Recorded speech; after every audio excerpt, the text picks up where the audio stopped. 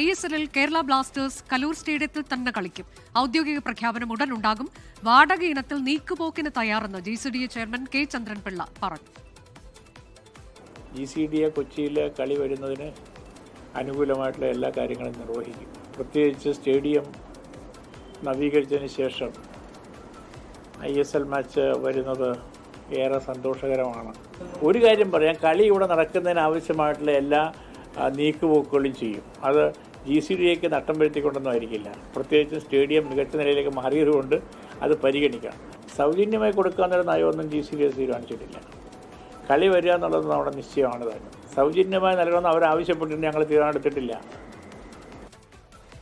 Anil Vasudev, sports ഡെസ്കിൽ നിന്ന്. അനിൽ, ഈ നവീകരണ ജോലികളൊക്കെ പൂർണ്ണമായും എന്നതാണോ അദ്ദേഹം പറഞ്ഞിട്ടുള്ളത്? അപ്പം സൗജന്യമായി നൽകില്ല, പക്ഷേ ചില വിട്ടുവീഴ്ചകൾക്കൊക്കെ തയ്യാറാണ്, അങ്ങനെയാണോ ചെയർമാൻ പറഞ്ഞത്?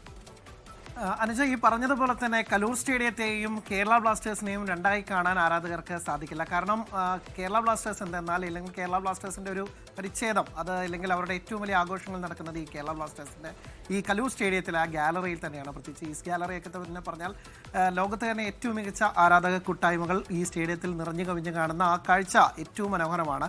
അത് ഒരുപക്ഷെ ഇത്തവണ ഉണ്ടാകില്ല എന്നുള്ള വലിയ ആശങ്കയിലായിരുന്നു. 2-3 കാരണങ്ങളാണ്. ഒന്ന്, മെസ്സിയുടെ വരവുമായി ബന്ധപ്പെട്ട് സ്റ്റേഡിയത്തിൽ അറ്റകുറ്റപ്പണികളൊക്കെ തന്നെ നടത്തി, പക്ഷേ അത് പൂർണ്ണ തോതിൽ എത്താത്തത് ഒരു വലിയ പ്രശ്നമായിരുന്നു. പിന്നീട് അതുപോലെ തന്നെ ഇതൊരു ഷോർട്ട് സീസണാണ്, വളരെ ചുരുങ്ങിയ മത്സരങ്ങൾ മാത്രമേ നടക്കുന്നുള്ളൂ. അതുകൊണ്ട് ഇവിടെ ഇങ്ങനെ ഒരു മത്സരം സംഘടിപ്പിക്കാൻ ഭീമമായ തുക വാടക കൊടുത്ത് നടത്താൻ പറ്റില്ല എന്നുള്ളൊരു തീരുമാനത്തിലായിരുന്നു ഉണ്ടായിരുന്നത് കേരള ബ്ലാസ്റ്റേഴ്സ് മാനേജ്മെൻറ്റ്.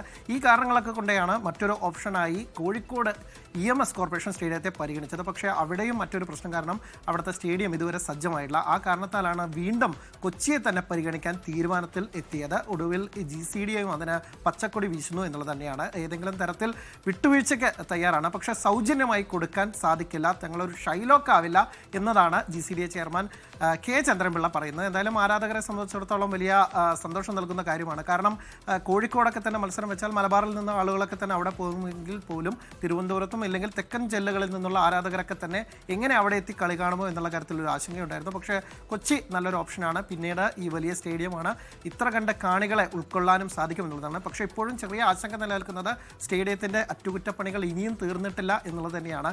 ഏതാനും ചില പണികൾ മാത്രമാണ് ബാക്കിയുള്ളതെന്നും അത് പെട്ടെന്ന് തന്നെ തീർക്കുമെന്നാണ് GCDA ചെയർമാൻ പറയുന്നത്. പക്ഷേ അത് എന്തായിരിക്കുമെന്ന് നമുക്ക് കണ്ടറിയേണ്ടതുണ്ട്. ഈ മാസം 22-നാണ് കേരള ബ്ലാസ്റ്റേഴ്സിൻ്റെ ആദ്യ ഹോം മത്സരം നടക്കാനിരിക്കുന്നത്. അതിനോടകം തന്നെ എല്ലാ പ്രശ്നങ്ങളും പരിഹരിക്കുമെന്നും, പ്രത്യേകിച്ച് പാർക്കിംഗ് ഏരിയയിലടക്കം വലിയ വിഷയങ്ങളുണ്ട്, അല്ലെങ്കിൽ അതിൻ്റെ ചുറ്റുമതിലടക്കമുള്ള ചില പ്രശ്നങ്ങളാണ് ഉണ്ടായിരുന്നത്, അതൊക്കെ തന്നെ പരിഹരിക്കുമെന്ന് കരുതാം. എന്തായാലും ആരാധകർ വലിയ ആവേശത്തിലാണ് കൊച്ചിയിലേക്ക് കേരളത്തിൻ്റെ ഹോം മത്സരങ്ങൾ തിരിച്ചെത്തുന്നത്. അതാണ് ISL ബ്ലാസ്റ്റേഴ്സ് കൊച്ചിയിൽ തന്നെ കളിക്കും, കലൂർ സ്റ്റേഡിയത്തിൽ കളിക്കും. പക്ഷേ ഈ മാസമാണ് മത്സരം നടക്കാനിരിക്കുന്നത്. നവീകരണ ജോലികൾ പൂർണ്ണമായും നടന്നിട്ടില്ല എന്നുള്ളതാണ്. ഇനിയും ചില പ്രശ്നങ്ങളൊക്കെ പരിഹരിക്കപ്പെടേണ്ടതുണ്ട്. അതിനു മുൻപ് അതെല്ലാം പരിഹരിക്കപ്പെടും എന്നതാണ് പ്രതീക്ഷ. ലോകത്തെവിടെയായാലും ഏത് സമയത്തും 24 വാർത്തകളും ഓഗ്മെന്റഡ് റിയാലിറ്റി പാക്കേജുകളും എക്സ്പ്ലെയിനറുകളും വിശദമായി കാണാൻ ഞങ്ങളുടെ YouTube ചാനൽ നിങ്ങൾക്ക് സബ്സ്ക്രൈബ് ചെയ്യാം.